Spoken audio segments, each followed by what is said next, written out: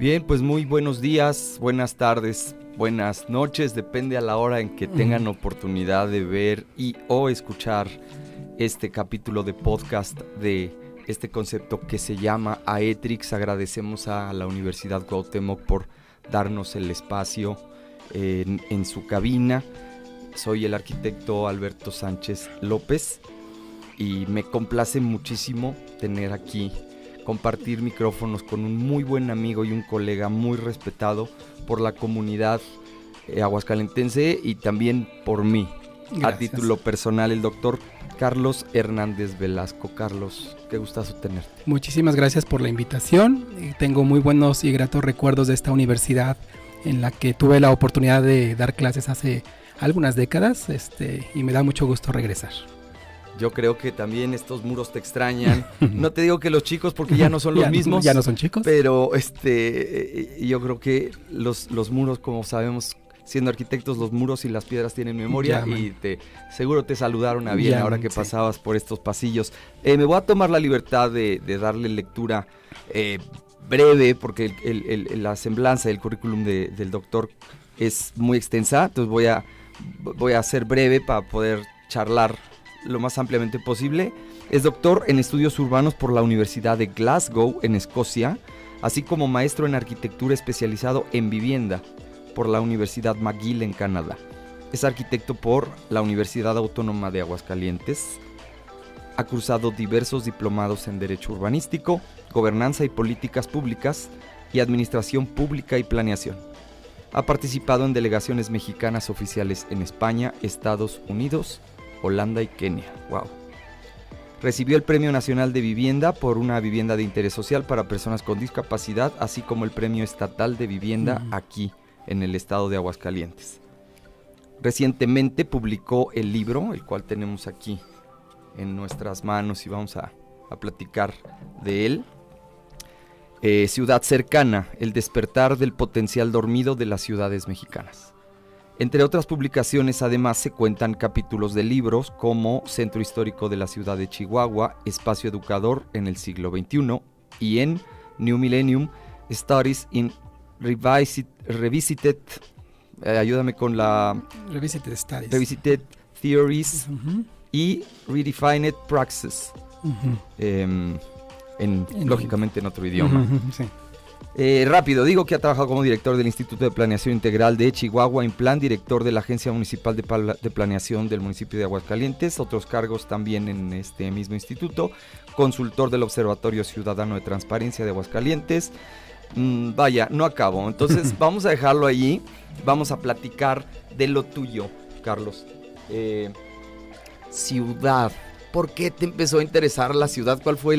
¿Cuál es la fenomenología de aquel niño que jugaba la pelota, como dice Fito Páez? Carlos, cuéntanos. Sí. Fíjate que he tenido un proceso muy particular en esto del devenir, de iniciar como arquitecto y posteriormente especializarme en una escala diferente a nivel de política pública en vivienda y posteriormente especializarme a través de mi doctorado en los temas de ciudad. Es decir, como que fui cambiando la escala de la particularidad que es la arquitectura, amén de su impacto en la ciudad, y a estudiar política pública en una particularidad como lo es vivienda y después la ciudad. Entonces la verdad es que son unos temas, creo, a veces muy controversiales de cómo se aborda la ciudad, cómo se aborda la arquitectura. A veces yo tengo unos puntos de vista un tanto encontrados con lo que normalmente se puede pensar que impacta o no el impacto en particular de los arquitectos. Creo que la ciudad la hacemos todos, no necesariamente solamente un grupo. Y entonces pues he estado en la brega en esta vida que una gran parte de mi vida profesional la he dedicado al sector público. Y pues bueno, me ha sido muy interesante e importante y relevante, por lo menos para mí, tener este acercamiento de poder incidir a través de políticas públicas en la vida de millones de personas. Claro que sí, como bien lo dices, es otra escala y se requiere muchísima responsabilidad y muchísima sensibilidad.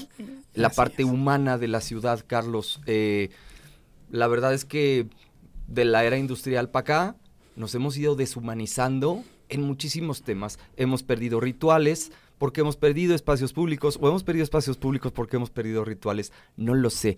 ¿cuál es tu visión del impacto humano sobre las ciudades y de las ciudades sobre el ser humano? Fíjate que de repente desdeñamos el papel de la persona, del individuo común y corriente que camina por una calle y el impacto de ese individuo en la ciudad.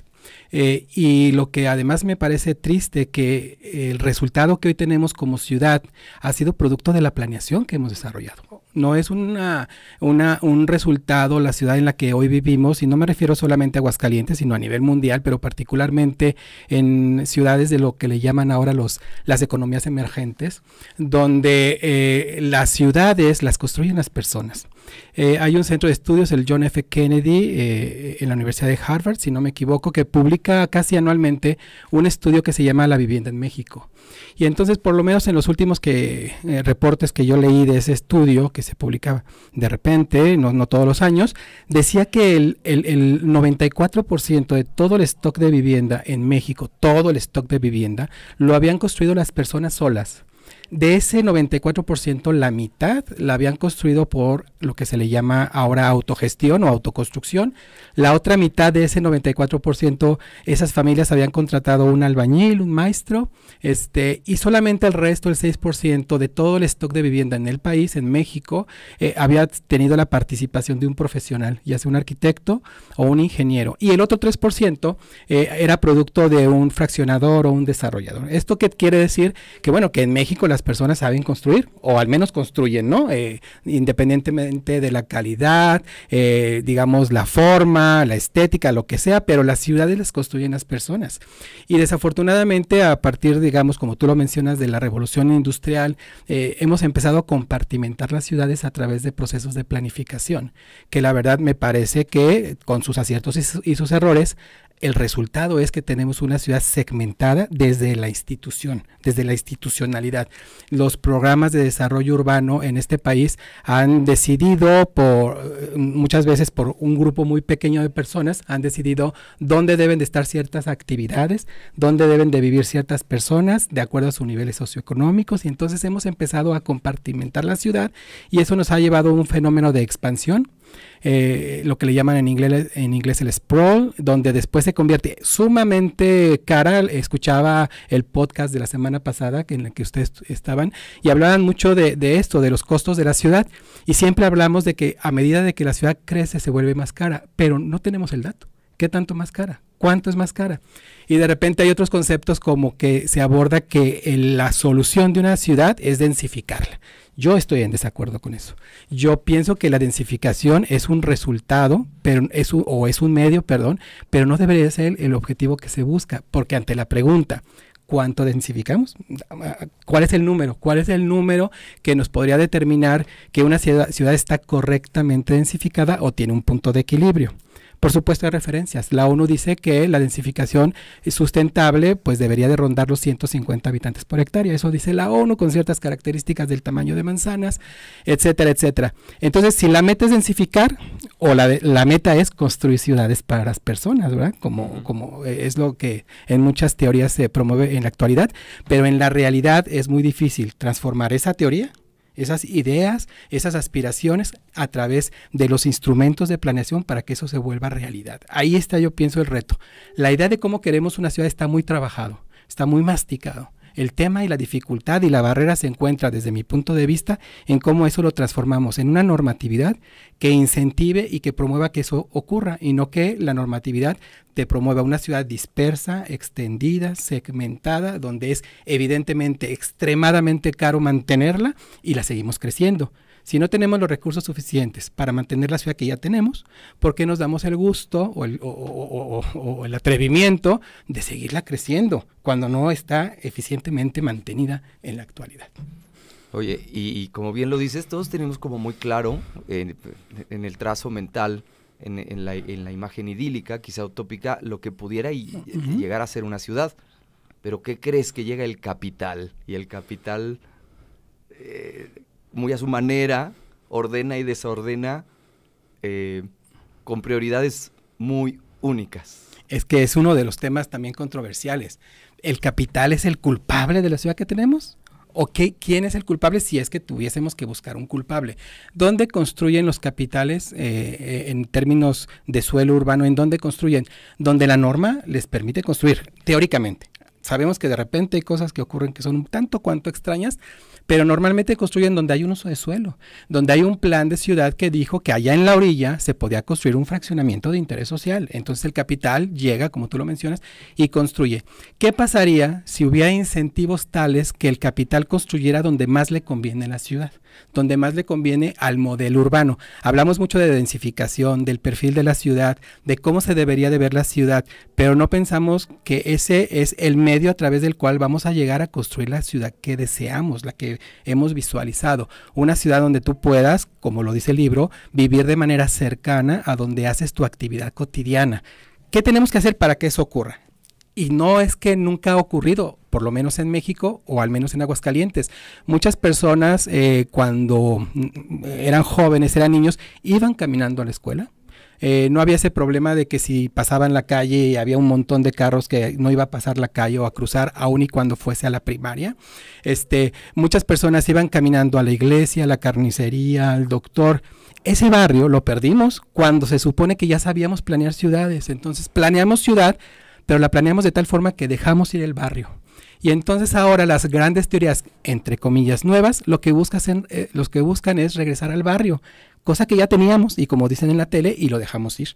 Entonces, ¿por qué? ¿Porque somos malos para planear? No, yo pienso que porque hemos privilegiado algunos aspectos de, por ejemplo, que es otro tema controversial, el llamado derecho a la ciudad, ¿no? O el derecho a la vivienda. Entonces, como tú tienes derecho a la vivienda, yo con que el Estado te provea una vivienda, aunque esté súper alejada, yo Estado cumplí. Bueno, espérame, es que la vivienda, el derecho a la vivienda no es una fotografía del día que me entregaron la llave y entré. Es una película que tiene que tener un final exitoso, donde las personas permanezcan un tiempo determinado, que se desarrolle su familia y no que eventualmente la abandonen. En esta ciudad, como en muchas ciudades medias en el país, hay un promedio de entre 15 y 20% de viviendas deshabitadas y normalmente son periféricas. No quiere decir que sea la regla, pero normalmente son periféricas. ¿Por qué se abandona la ciudad?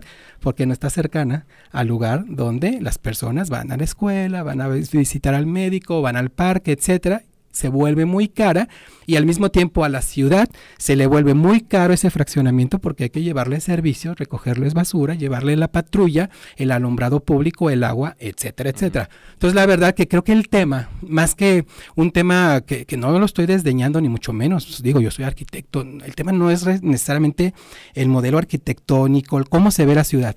El tema es el modelo urbano. ¿Cuál es el modelo urbano que hemos ido construyendo? Siempre en Aguascalientes nos jactamos de que nuestro modelo de los anillos, ¿no? El primer anillo, y que es muy fácil y que está súper bien planeada. Decimos que está muy bien planeada porque por un tema de vialidades. O que ahora que tenemos un anillo de flujo continuo, y yo digo, pongamos un dron en horas pico en algunos distribuidores viales de esta ciudad, y yo no sé si resolvieron el problema, exacto, que se supone que para eso se diseñaron y para eso se construyeron.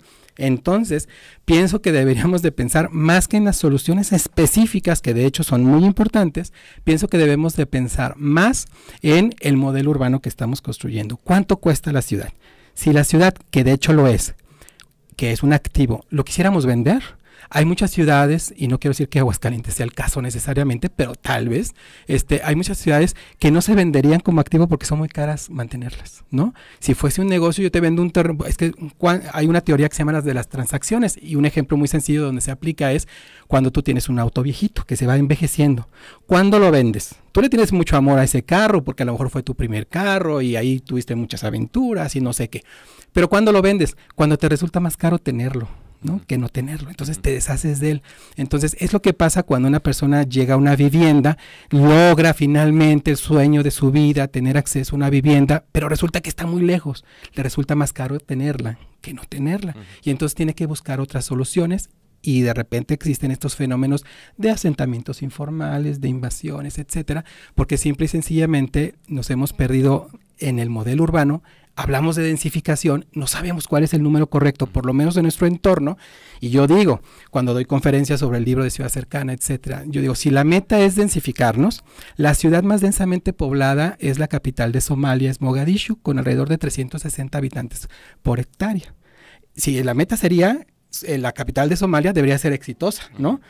O económicamente muy poderosa o socialmente muy cohesionada, etcétera, lo cual tengo mis dudas que fuera. Entonces, si no debería ser la meta la densificación, porque al final la densificación es un número y yo le he preguntado a algunos expertos a nivel local cuál es el número de la densificación en Aguascalientes, pues la verdad es que no tenemos un número porque esa es una variable que debería ser un medio, no un fin. Y un indicador. Solamente es un indicador del éxito de tu ciudad. Tú puedes tener una ciudad muy exitosa con baja densidad o alta densidad, no lo sé, depende si es financieramente viable. El tema es las finanzas de la ciudad. Y peor, el tema demográfico, aunque seguimos creciendo en número de habitantes, la tasa de crecimiento va decreciendo, es decir, el número de personas que nacen en términos de tasa, ¿no? Va decreciendo y además como va envejeciendo, al final la población va a ser así, la pirámide se va a empezar a invertir, va a haber menos personas que produzcan, más personas que dependan de aquellos que producen y seguimos teniendo un montón de suelo disponible para ser ocupado. Estoy trabajando en algunas de las que le llaman aquí SUFOS en la ciudad de Aguascalientes, zonas urbanas de focalización, y hay unas SUFOS que tienen hasta 4,000 hectáreas para seguir creciendo.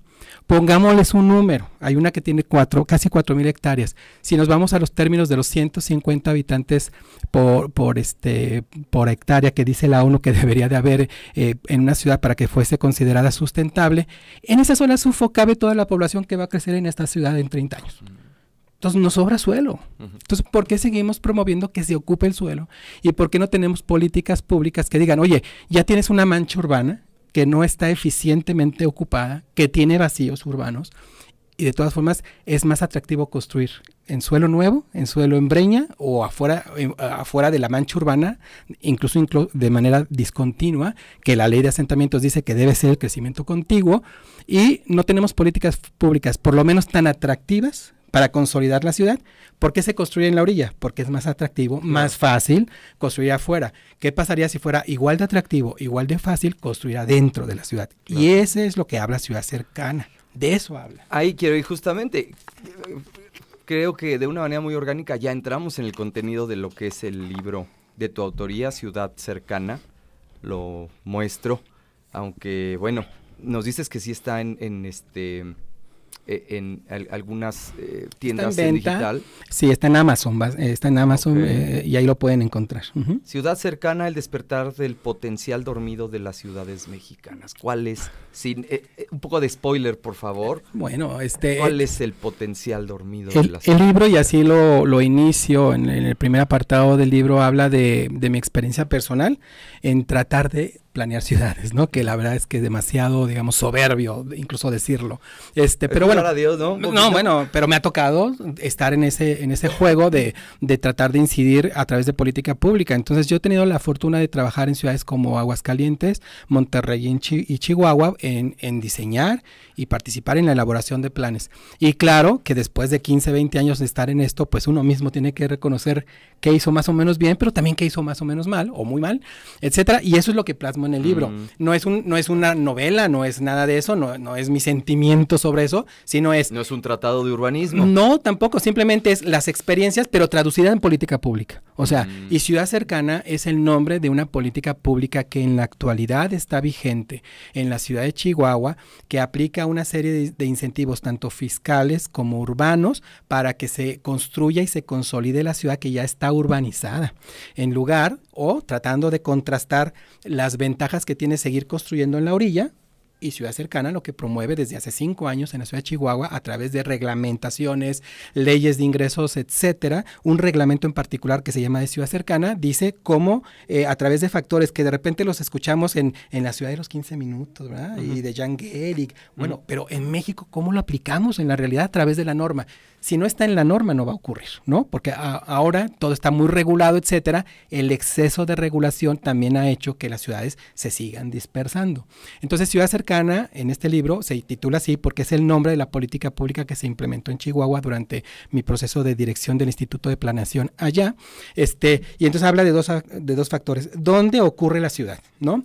¿Dónde está la mayor cantidad de empleos en la ciudad? Pero resulta que el lugar donde está la mayor cantidad de empleos es el lugar donde más más población se está perdiendo en los últimos años. Es decir, a pesar de que es un sitio de destino, ya no es un sitio necesariamente de origen o está perdiendo esa fuerza. Y entonces lo que se trata de hacer, que al convertirse a través de los años en el lugar con más equipamiento, más empleo, más escuelas, más hospitales, más todo, sin embargo, está perdiendo población. ¿Cómo hacemos para recuperar la población? Un caso muy típico de esto que pudiese aplicarse en Aguascalientes es en lugares como Jardines de Aguascalientes. Si hoy simplemente tuviéramos la densidad de población, para hablar de términos de densidad, que es la que más se entiende, la densidad de población original para la cual fue diseñado el fraccionamiento, tal vez una gran cantidad de personas todavía cabrían en Jardines de Aguascalientes. Sin embargo, la vida, el proceso, las preferencias, que la gente se muere, ¿no? Sí. Entonces la población va disminuyendo. Tenemos colonias en Aguascalientes que tienen todo. Lo que dice el libro, tienen ese potencial, pero está dormido. No lo hemos aprovechado. ¿Por qué no se repobla Jardines de Aguascalientes o el centro histórico? Simplemente porque no hay políticas que incentiven que ahí deba de ser o pueda ser atractivo para el inversionista. Oye, Carlos, pero también hay resistencias fuertes en usos y costumbres, ¿no crees? O sea, se percibe que, por ejemplo, los habitantes, gente mayor, el fenómeno de nido vacío en Jardines, que es al final del día una de las colonias que ha sido más privilegiadas por varios temas y es un extraordinario lugar para vivir, están observando o han observado el fenómeno bosques, la gentrificación sucedida y se están agrupando ellos en Jardines para hacer cadena humana y que no entren allí los nuevos desarrollos.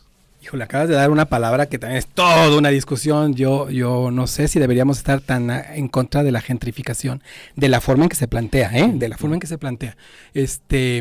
Sí, hay resistencia, evidentemente hay resistencia, pero hay un arquitecto que se llama Juan Alayo, que es uno de los principales precursores del fenómeno Bilbao, que él dice, los mexicanos vivimos así porque no pagamos lo que deberíamos de pagar por vivir de la forma en que queremos vivir. Simplemente traduce cuánto pagas de predial, ¿no? Hay lugares muy bien ubicados que con lo que pagas de predial no es suficiente para el servicio público que recibes. ¿Por qué recibimos servicios públicos deficientes? Porque la entidad encargada de eso no tiene los recursos suficientes para poder financiar eso o pagar eso. Entonces, queremos vivir de una forma, pero no pagamos para vivir de esa forma, ¿no? Entonces, tenemos ahí una descompensación entre nuestro deseo de vivir contra lo que pagamos por vivir. Así es, quiero tener un carro de un Rolls Royce, pero nada más traigo 30,000 pesos, no te alcanza. Entonces, ¿por qué hay en las ciudades baches? ¿Por qué se apaga el alumbrado público? ¿Por qué no hay agua en la colonia? Pues porque la ciudad no tiene dinero para eso. Entonces, queremos vivir de manera privilegiada, pero no pagamos. Yo pregunto a la audiencia, ¿quién paga más de, no sé, no quiero decir una cantidad para no cometer un error, una cantidad que piense que eso es suficiente para que en su frente, ya no vamos a hablar de la colonia, su frente esté en las mejores condiciones, en agua, alumbrado, corte de césped del camellón o de lo que sea? Lo que uno paga no alcanza. Las ciudades tienen de ingresos propios un promedio entre 8 y 10% de lo que gastan en todo el año, solamente producen ellos el 8, 10, 12%, o ciudades que recaudan 600, 400 millones de pesos en predial, y decimos, es que pago mi predial. Pues sí, nada más que no alcanza. O sea, para lo que queremos, el dinero no alcanza. Y si seguimos creciendo en la ciudad, pues entonces ese poco dinero que tenemos hay que distribuirlo en mayor superficie. Y además hay lugares que se están despoblando, que ya tienen agua, drenaje, ya lo tienen todo y se están despoblando. Un poste de alumbrado público cuesta lo mismo que esté encendido en la noche para una casa que para un edificio con 4 casas o 4 departamentos. El poste cuesta lo mismo. Una manzana, hay manzanas en el centro, manzanas grandes que tienen 50 habitantes, ¿no? Y está prendido el alumbrado público, tiene una red de infraestructura de la que me llamas, de la que me digas, y entonces ¿por qué no hay gente ahí? Porque no vamos y no hacemos una política pública que incentive que se ocupe. Pero qué fácil es otorgar permisos y dar más usos de suelo en lugares donde, no estoy diciendo que sea ilegal ni informal, existen, están en el plan, pero no tenemos una política compensatoria para ocupar. Siempre decimos que la economía es circular y nos llenamos la boca con unos conceptos que a veces tampoco entendemos mucho. La ciudad es el artefacto por excelencia de economía circular. Si hay que reutilizar, reaprovechar, etcétera, etcétera, pues no lo estamos haciendo. Estamos haciendo que ese artefacto siga creciendo. Si el que existe es ineficiente, pues el que crece es todavía más ineficiente. Entonces, Ciudad Cercana lo que habla es de 3 ciudades, hago una comparación o una relatoría de cómo ha sido su crecimiento urbano, porque luego decimos, crece más la población que la superficie urbana, sí, nada más que la población ya era poquita, ¿no? Entonces, aunque se multiplique más una u otra, sigue siendo una relación que lo que se traduce es en que la densidad sigue bajando, ¿no?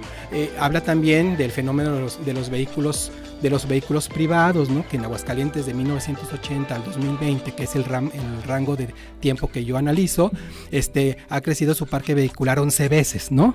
Entonces, wow. y no he analizado todavía el de las motocicletas, pero el último dato es creo que ha crecido 50 veces. Y que ¿no? Creo que tampoco pagamos el rodamiento que no, desgastamos, ¿no? Todos los vehículos que circulan, alguna vez hicimos un estudio de cuánto costaría mover todo el parque vehicular de una ciudad, solamente 1 kilómetro, y cuando lo multiplicas por el número de kilómetros que recorren en promedio los vehículos de una ciudad en un año, en aquel año antes de pandemia, resultaba que el costo anual rondaba los 15 mil millones de pesos. Entonces, ¿por qué seguimos haciendo que la gente gaste en rodar carros? ¿Por qué no tenemos esa inversión, el número que acabo de decir, en transporte público, en caminabilidad, en confort en las aceras, en dar incentivos incluso fiscales para que se consolide y se densifique la ciudad? No, seguimos privilegiando que siga creciendo la ciudad y en consecuencia tenemos que conectarnos con carro. Totalmente, hay muchísimos temas, Carlos, y además el libro está para leerlo, releerlo y después comentarlo bastante. Vas a estar con nosotros en el evento Futurab 25 y 26 de noviembre en las instalaciones del Complejo Tres Centurias. Así es.